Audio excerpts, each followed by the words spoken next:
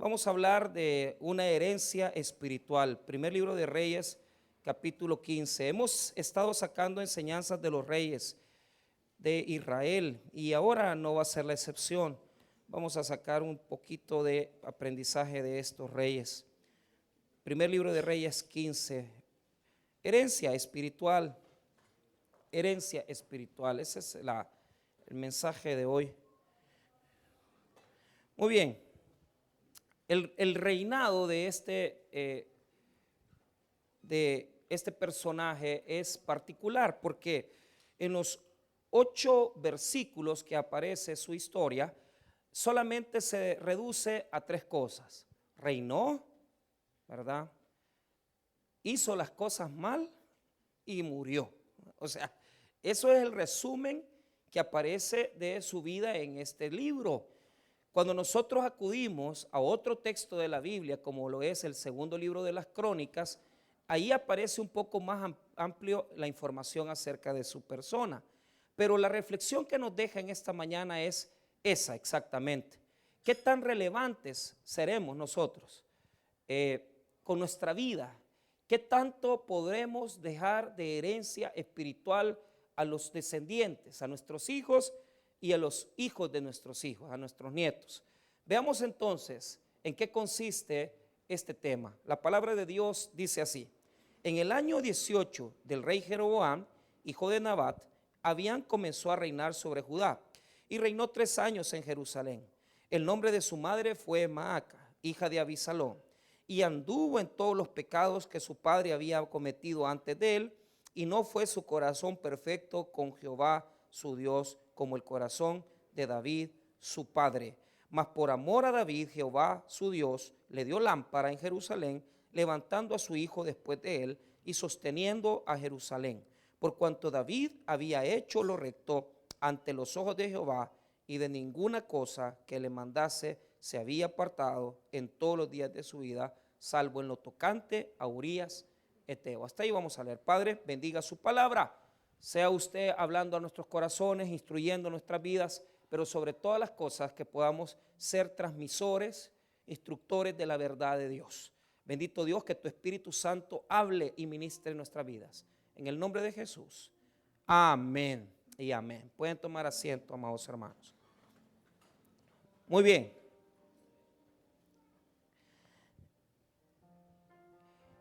Para poder entender el reinado del rey Abián, tenemos que entender también en qué momento él fue, introducido a la monarquía de Israel. Y esto, hermano, es bien importante porque bastará con que ustedes retrocedan. Fíjense bien, no es necesario para nosotros aprender e ir muy lejos en las páginas. Por ejemplo, se lo explico. Allá arribita, en el capítulo 14, en las letras en negro, aparece el reinado de Roboam. Ahí aparece Roboam. Muy bien. ¿Quién es Roboam? Diga conmigo, el hijo de Salomón. Ahí nosotros nos ubicamos en el tiempo.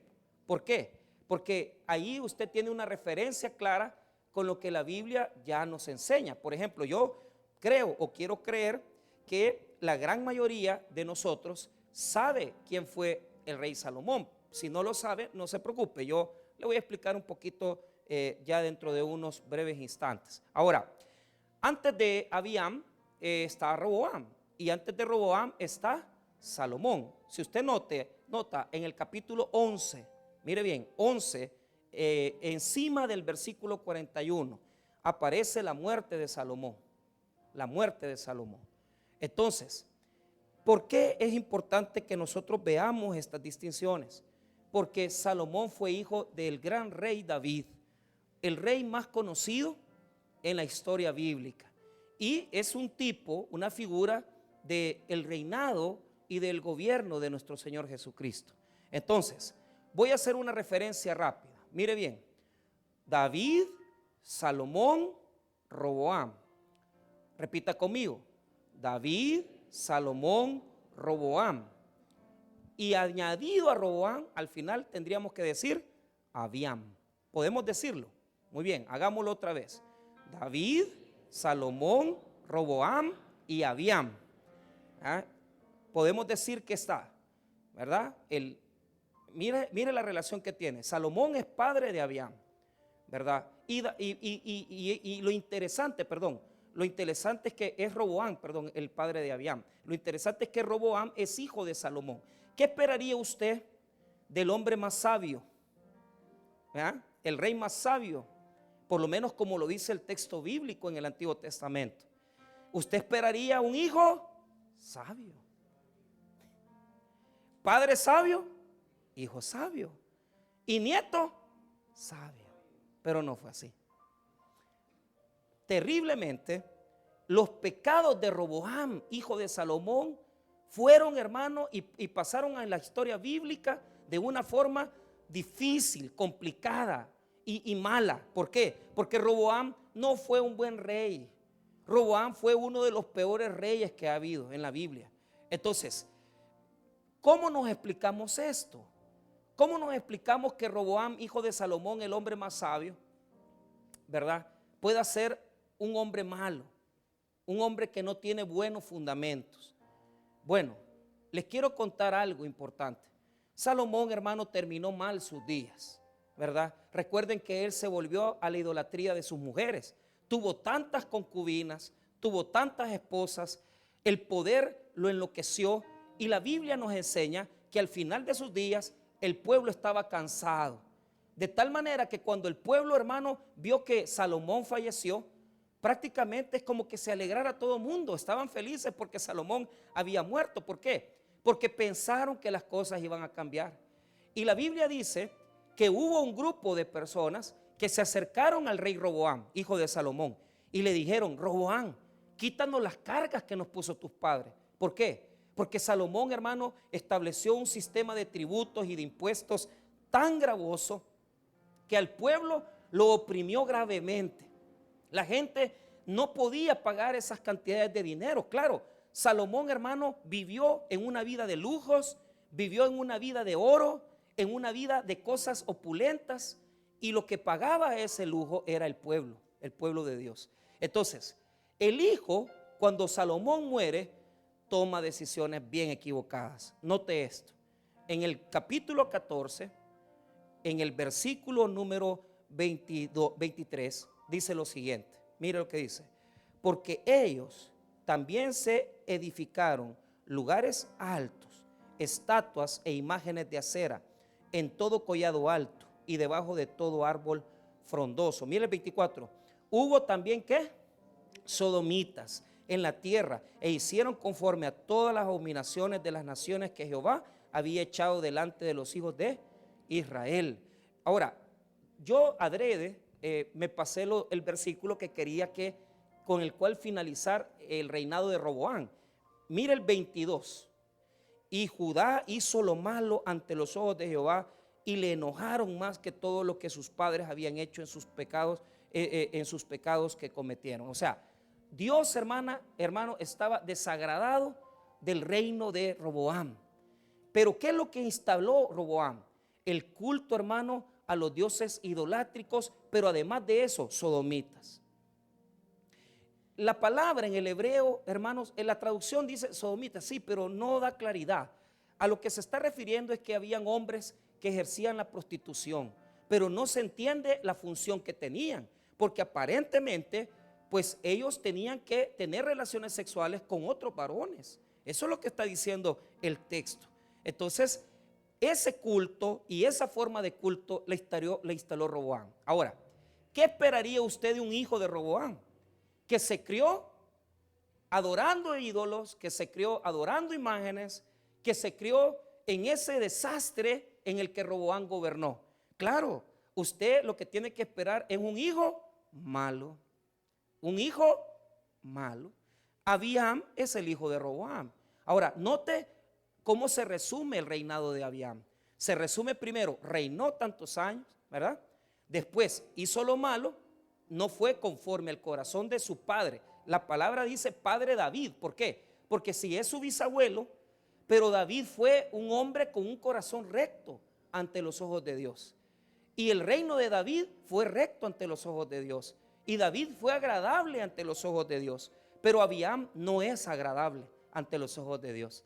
Entonces, veamos el versículo, capítulo 15, versículo número 2. Mire cuántos años gobernó. Diga conmigo, 3 años. Y reinó 3 años en Jerusalén. El nombre de su madre fue Maaca, hija de Abisalón. Y anduvo en todos los pecados que su padre había cometido antes de él. Y no fue su corazón perfecto perfecto con Jehová, su Dios, como el corazón de David, su padre. Ahora, note, 4. Mas por amor a David, Jehová su Dios le dio lámpara en Jerusalén, levantando a su hijo después de él y sosteniendo a, diga conmigo, lámpara. Escuche bien. Mire qué bonita la palabra. Lo que está diciéndonos es que Abiam no hizo nada bueno en su vida. Su reinado duró 3 años y solo hizo lo malo. Imagínate pasar a la historia como alguien del cual ni te acuerdas, del cual ni tan siquiera puedes decir, mira, yo no me acuerdo de esa persona, ni me acuerdo que me haya dado un buen consejo, ni que me haya dado un mal consejo.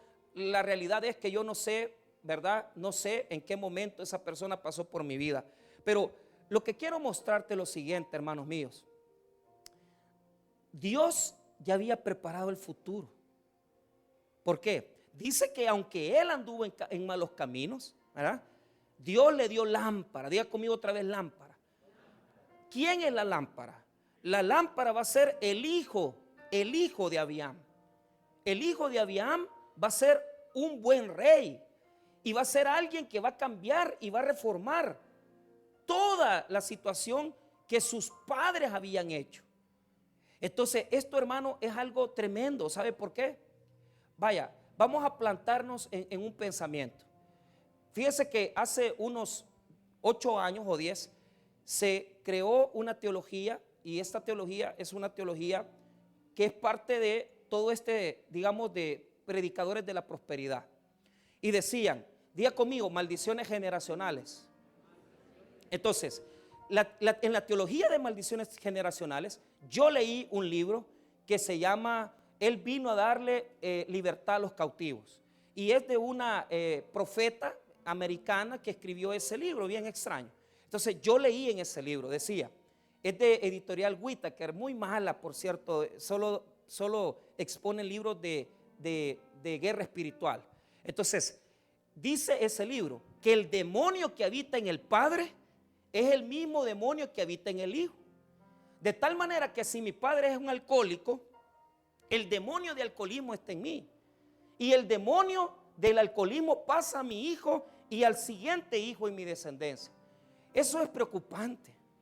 ¿Por qué? Porque yo he ido a un montón de cultos, he ido a un montón de lugares a donde se adora. Y yo me acuerdo haber ido a una iglesia en la Santa Elena, en la colonia Santa Elena, que nos mandaron a una capacitación. Entonces, ellos liberan a las personas de maldiciones generacionales. Por ejemplo, si la madre tuvo el problema de que se divorció porque fue infiel, entonces ella, la hija, también va a ser infiel. Y así sucesivamente el demonio va a ir saltando de uno en uno hasta llegar, ¿verdad?, a la primera, la segunda y tercera generación. Diga conmigo, mis generaciones son de bendición. Hermano, oiga bien lo que le voy a decir. No hay tal cosa en la Biblia que nos enseñe que los demonios saltan de generación en generación. No puedo yo creer que cuando haya una persona, venga la maldición desde esta persona hasta la siguiente descendencia y a la siguiente generación. Eso no puede ser. Si mi padre fue alcohólico, yo soy alcohólico, no es porque yo tengo una maldición, no es porque yo tengo un demonio. Y entonces, pastor, ¿por qué es? Pues esa es la pregunta que yo le voy a hacer. ¿Por qué si la madre no se pudo casar, la hija no se puede casar? Hay generaciones de matriarcados donde usted puede ver que la madre no se casó, la hija no se casó, tuvo hijos, pero y como que se va repitiendo los patrones. Entonces, preguntándole a la ciencia es bien interesante, porque yo les contaba a los hermanos, ¿verdad? A mí me dio clase en la Universidad Luterana cuando comencé a estudiar teología en la licenciatura, un gran psicólogo y también abogado, el licenciado Flores Joya. Entonces Flores Joya decía, mira, la herencia la herencia la herencia paterna o la herencia se divide en tres. Entonces dice la psicología, no lo estoy diciendo yo. Dice que cuando usted hereda a sus hijos, los hereda en tres cosas. En el físico, por eso es que si el padre es blanco, el hijo es blanco. Si el padre es moreno, el hijo es moreno. Si le sale chelito, es del lechero, ¿va? Entonces, ahí le metieron gol, ¿va? Entonces, y se cumple aquella gran profecía, ¿va? Y aquel cántico de hoy es orgullo, ¿va? Entonces, bueno, vaya usted a saber, ¿va? Pero los hijos se parecen a nosotros, ¿va? O sea, nuestros hijos físicamente se parecen a nosotros. La segunda herencia que reciben los hijos es la herencia fisiológica, así se le llama. ¿Y qué es la herencia fisiológica? Es que los órganos del cuerpo se parecen. Por ejemplo, en muchas cuestiones cuando hay una situación donde tienen que donarse órganos, entonces los órganos de los padres son los mejores para poder, hermano, hacer ese tipo de cirugía, ¿verdad? De trasplantes, porque son más compatibles, ¿verdad? Entonces, nosotros somos compatibles con nuestros hijos por el físico. Somos compatibles con nuestros hijos por la parte fisiológica. Pero la última es la herencia psicológica. Y la herencia psicológica es que, hermanos, si el padre, ¿verdad? Tiene algún problema psicológico, es probable que los hijos también lo tengan. Usted sabe que hay gente que sufre de depresiones. Hay gente, hermano, que como que fuera algo generacional, ¿verdad? Que este sufrió de depresión, este también. Y como yo le decía, ¿verdad? Es que hay locos en la familia, ¿verdad? Uno dice, tanta gente va sobada, ¿cómo yo voy a ser normal, verdad? Y yo me acuerdo como, a esto le dicen los rusos, va, ruso. ¿Y por qué le dicen ruso a este? Porque es soviético, dice, o sea, y el soviético es sobado. Entonces, bueno. Pero mire, la inteligencia también es transferida de generación en generación. Si el padre es muy inteligente, el hijo también tiene esas capacidades. Si la madre es inteligente, esas capacidades se transfieren a sus hijos. Entonces sale muy fácil decir que si el padre es homosexual, el hijo va a ser homosexual y el nieto va a ser homosexual. Y pasa, eso ha sucedido en familias bastante. Entonces, mira, lo que yo quiero que usted entienda es, ¿qué le estamos transfiriendo a nuestros hijos? ¿Qué le estamos transfiriendo a nuestros hijos? Esa es la pregunta que nos hacemos. Entonces, ahí es donde nosotros, hermanos, debemos de ser honestos. O sea, ya no vale la pena transferir religión. A nuestros hijos hay que inculcarles fe, que es muy diferente. Mira, ¿cómo es que nosotros le inculcamos esa luz de esperanza? Diga conmigo, luz de esperanza a nuestros hijos. Yo les siembro a mis hijos una luz. Por ejemplo, de repente, hermano, yo he orado mucho en las sillas del comedor de mi casa. Y yo veo a mi hija mayorcita, me sorprendió mucho, se lo digo. Un día de esto yo estaba bajando las gradas de la casa, yo ya me había ido, era como las 11 de la noche, yo medio la dejé ahí un ratito y dije voy a subir, después voy a bajar. Pero yo pensé que ella se había acostado. Y voy viendo a mi hija orando, hermano, orando, no de rodillas, no le miento, porque yo me arrodillo en la mesa, en la silla, perdón, ahí me siento y me arrodillo. Y voy viendo a mi hija con las manitas así, yo no sé por qué estaba orando, no le pregunté. Es que esas son las herencias de fe que dejamos. Una herencia de fe, la gente se equivoca, es que yo traía a mis hijos a la escuela bíblica. No, hermano, la herencia se transfiere ¿en dónde? En la casa, no en la iglesia. Amén, hermanos. O sea, si usted piensa que aquí vamos a reformarle a su hijo, aquí no es reformatorio, hermano. Y los maestros de escuela bíblica tampoco son reformadores.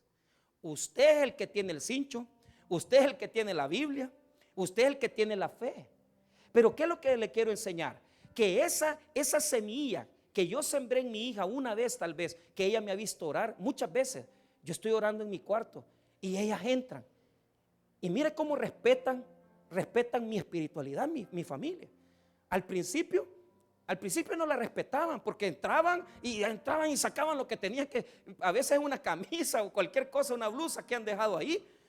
O sea, ahora, hermano, de repente me encuentran orando Y desde que abren la puerta ya se calla todo el mundo, cierran la puerta, porque respetan mi fe y respetan mi espiritualidad. ¿Quiénes quieren ser respetados aquí de esa forma? Que sus hijos sepan, mira, con mi mamá no te metas porque a las 4 de la mañana hay ahora. Mire, aquí está un hermano que yo aprecio mucho, un buen amigo. Su mamá, todos los días a las 4 de la mañana, la hermana Lupita, orando por él, orando por su familia. Es que eso, hermano, es lo que es lo que va a transferirse en generación. ¿Por qué? Porque si nosotros como padres logramos inculcarles semillas de luz a nuestros hijos, ellos van a ser lámpara. ¿Para quiénes? Para su generación, para mis nietos, para mi descendencia. Yo anhelo el día, hermano, que yo pueda ver a mis hijas llevando una enseñanza bíblica aquí. Porque eso me va a demostrar que no ha sido en vano todo el tiempo que le hemos servido a Dios. Y que han aprendido por lo menos un poco. Tal vez ninguna de ellas pueda. Pero me bastaría con que les digan a mis nietos, mi papá era un hombre de fe. Con eso a mí me basta. ¿Qué le van a decir a sus nietos de usted? Es que mi papá, yo lo conocí, tuvo esto, compró esto, pero después se murió. No hiciste nada, Abiam. Neutralizás la lámpara. Pero ¿qué es lo que nos demuestra este texto? ¿Sabes qué a mí me impacta de este texto? Que a pesar que Abiam era perverso y malo, diga conmigo, la luz no se apaga. Pero dígalo bien, hombre. Mire, hermano, aunque usted tenga un poquito de fe y sea malo para orar, yo quisiera que aquí hubieran un montón de Santiago. Diga conmigo, Santiago. Rodillas de camello, diga. Ya me dijo camello, pastor. Dice, oraba tanto que tenía callos, hermano, en las rodillas. Mire, no es necesario que tengamos rodillas de camello. Con solo que hablemos de la fe, estamos sembrando en nuestros hijos una semilla de luz. Porque si usted le cree a Dios y le dice a sus hijos, hijos, este año Dios nos va a regalar un carro. Amén, hermanos. Y eso por la fe se cumple. Eso nunca va a salir de sus corazones. ¿Qué nos enseñó las tradiciones? Enseñarle a nuestros hijos a rezar, enseñarle a nuestros hijos a persinarse, enseñarle a nuestros hijos un montón de cosas, pero no sabían por qué. Cuando usted le transfiere religión a sus hijos, ya sea evangélica o católica, el impacto es nulo. Porque lo que ellos van a aprender es nada más a vivir de forma religiosa.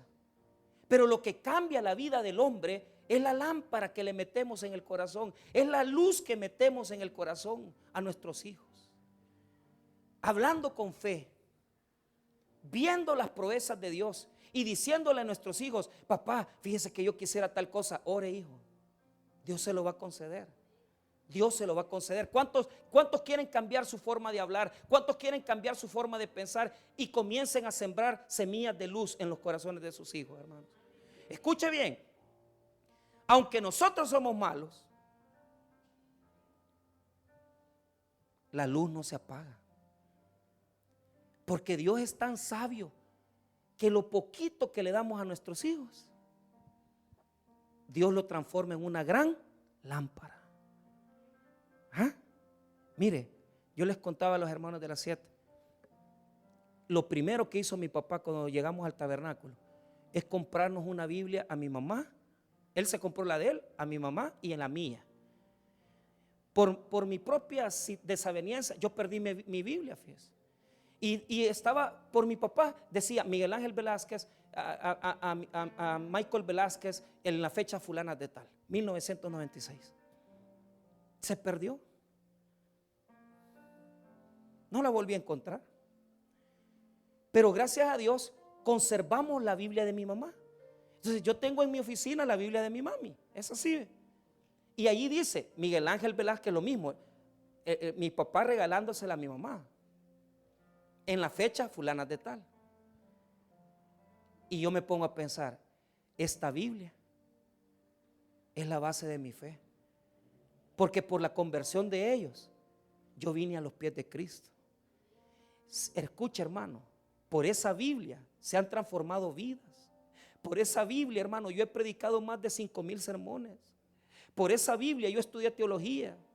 Porque Dios sembró en mi mamá y en mi papá que no eran buenos, porque todos somos pecadores. Pero a través de los problemas que ellos tuvieron, las desavenencias como esposos que tuvieron, la fe no se perdió y nos fue transferida a mi hermano y a mí. Y ahora mis hijas son hermanos, están en el camino. Yo no digo que son creyentes todavía, van a hacerlo. Pero las semillas ya están sembrándose en sus corazones, hermano. Salvó la generación de sus hijos y va a salvar la generación de sus nietos por una Biblia de $10. ¿Y sabe qué, hermano? Mi Biblia se perdió, no la volví a encontrar.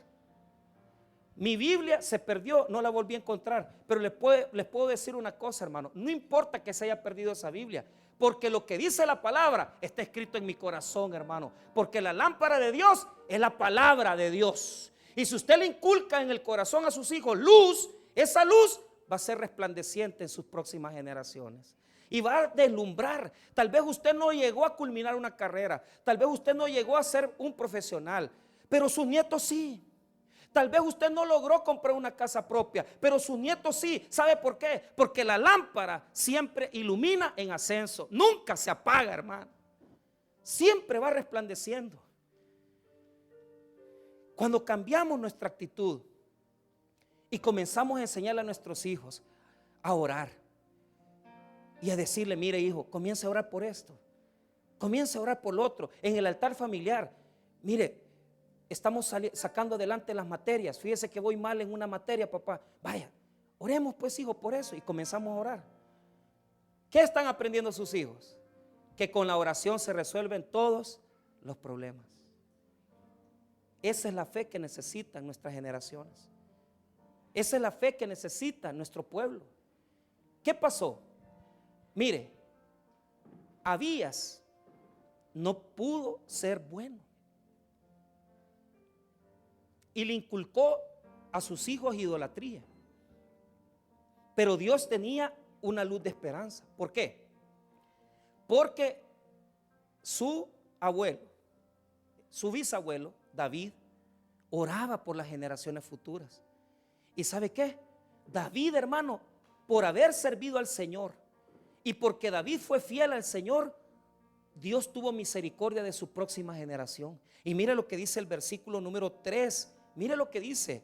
Y anduvo en todos los pecados que su padre había cometido antes de él. Y no fue su corazón perfecto con Jehová su Dios como el corazón de David. ¿Su qué?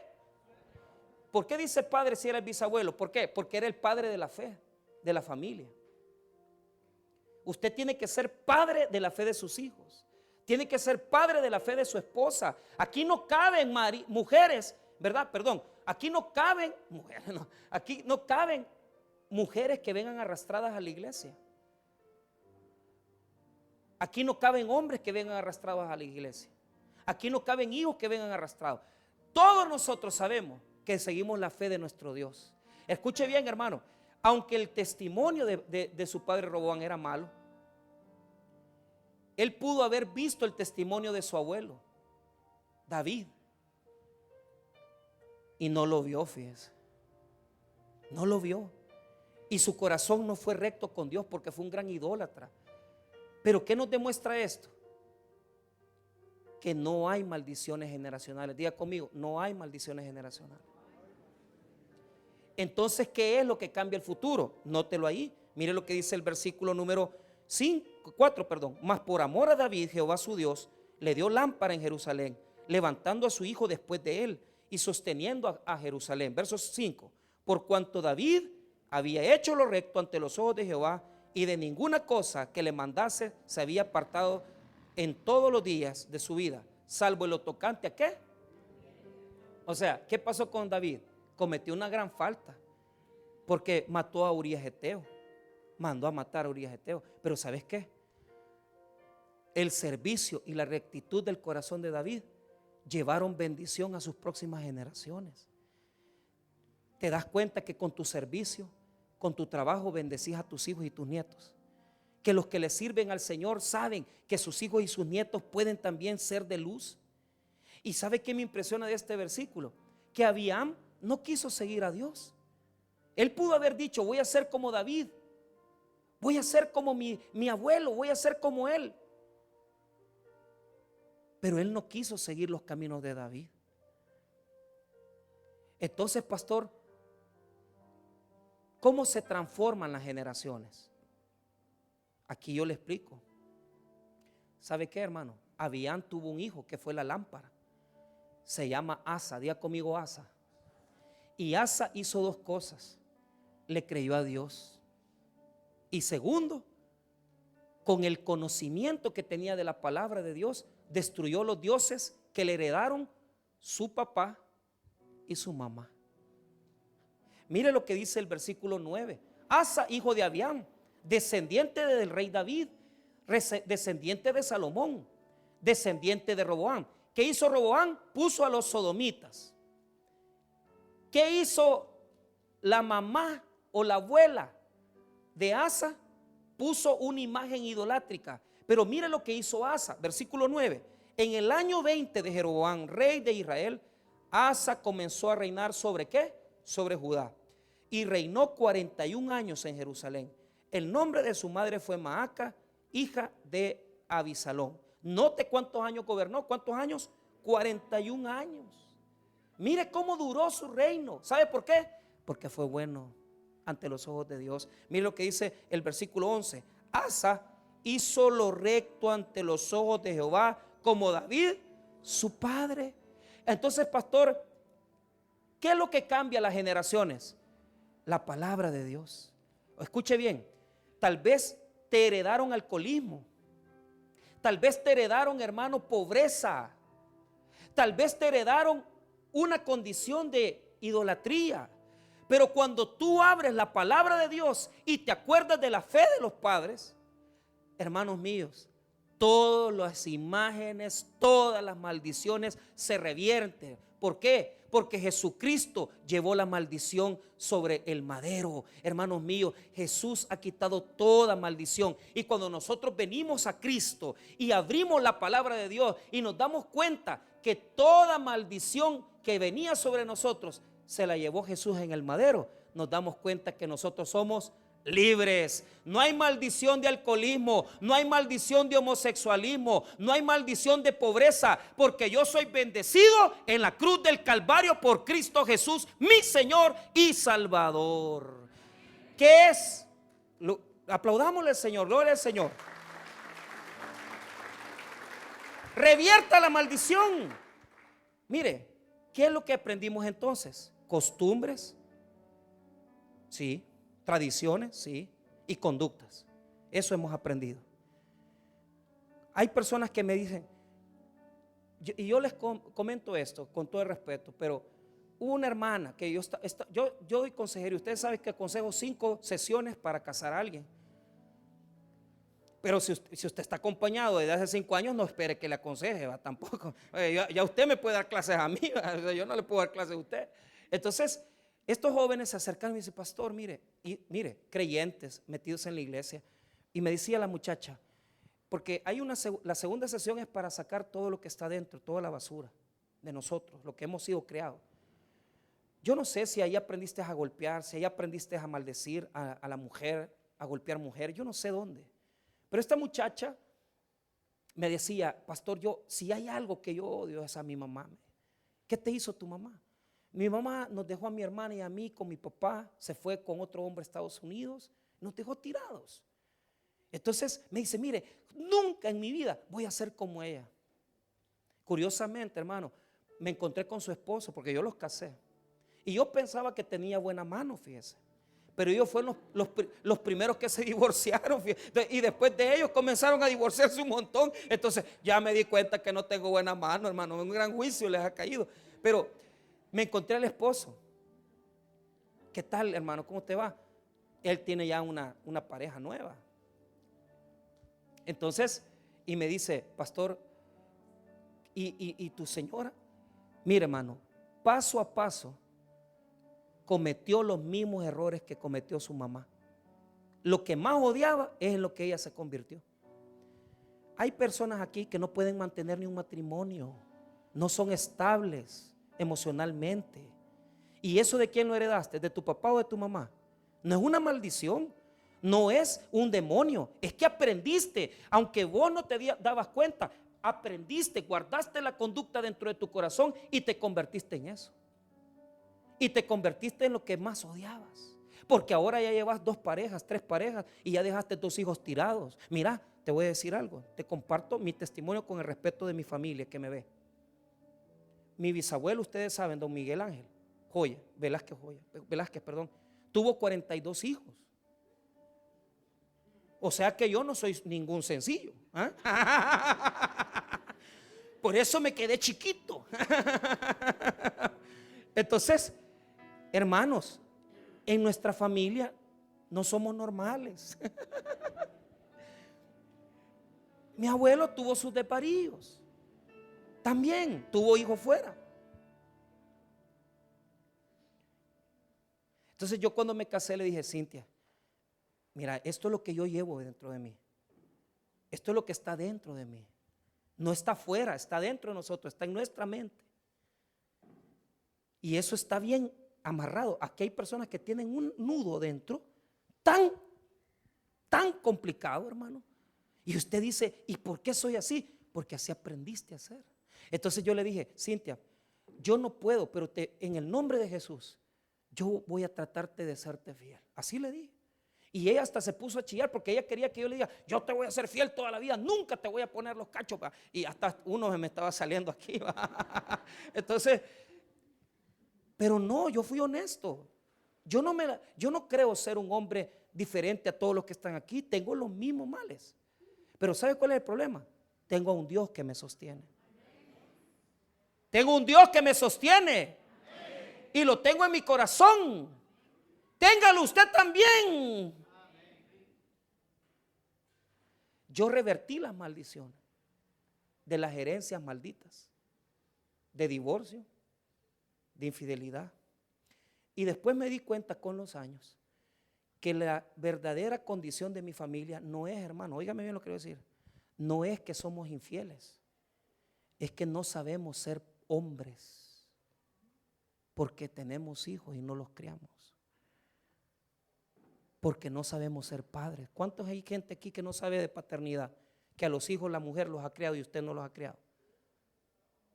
Síndrome del padre ausente. O sea, toda la vida, mira fulano, ahí estuvo, pero estuvo como bulto porque usted no hizo nada por criar a sus hijos y por educarlos.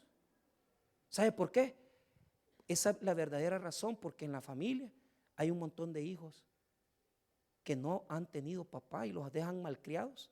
Y por eso ellos se meten con una mujer, con otra mujer, se casan con una y no pueden estar con una sola, tienen que tener a 2. Por un vacío, ya conmigo un vacío. ¿Cuál es el nudo que tenés en tu corazón? ¿Cuál es el nudo que tenés en tu corazón? Yo no sé cuál es el nudo, pero te voy a decir algo. Eso lo llevas en tu sangre, lo llevas dentro de tus venas. Eso es lo que somos. Pero te voy a decir algo más grande. En las mismas venas llevas la sangre de Cristo, que quita todo pecado, y el ADN de Jesús es más fuerte que el ADN de tu padre, porque en Cristo somos más que vencedores, hermano. Óigame bien, hermano, gloria a Dios. Revierte la maldición de pobreza, revierte la maldición, hermano, de escasez, revierte la maldición de adulterio, de infidelidad, de inestabilidad, de mal carácter. Sácalo de ahí. Jesús lo puede hacer. Lucha con eso, pelea con eso, sácalo de tu corazón. ¿Por qué? Porque solo la palabra de Dios puede sacarnos las mentiras y las conductas incorrectas que nos heredaron nuestros padres. Hermanos míos, Asa cambió su vida y quitó los sodomitas, que era la herencia de su papá, y quitó a la diosa de su mamá. Mire lo que dice el 11. Y Asa hizo lo recto ante los ojos de Jehová como David su padre, porque quitó del país a los sodomitas y quitó todos los ídolos que sus padres habían hecho. También privó a su madre Maaca de ser reina madre, porque había hecho un ídolo de acera. Además deshizo Asa el ídolo de su madre y lo quemó junto al torrente de ¿qué? Diga conmigo, ídolos heredados. Cierro. Vos dejaste solos a tus hijos, no llegabas ni a dormir. En el corazón de tus hijos se fue haciendo un ídolo, y cada día se fue haciendo con mayor forma. Cada día tomó mejor cuerpo, mejores ojos. Estos ídolos se los heredó mamá y se los heredó papá. ¿Qué ídolo te metieron a ti? ¿Qué ídolo metieron en tu corazón? Poco a poco lo fueron haciendo, porque vos querías abrazar a tu papá y no se dejaba. Y tu papá te rechazó, no te puso ni el apellido. Te tuvo escondido tantos años y no quiso reconocerte.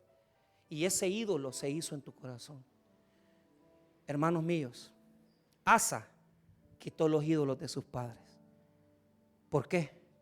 Porque sí se puede cuando tenemos a Cristo con nosotros. No repita los errores de papá y mamá.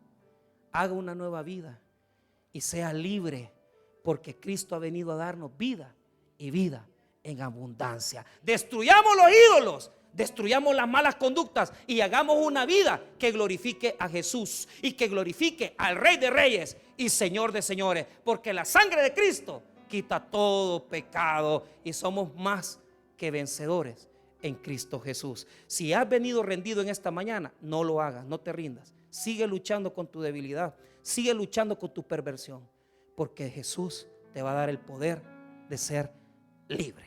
Vamos a orar, hermanos.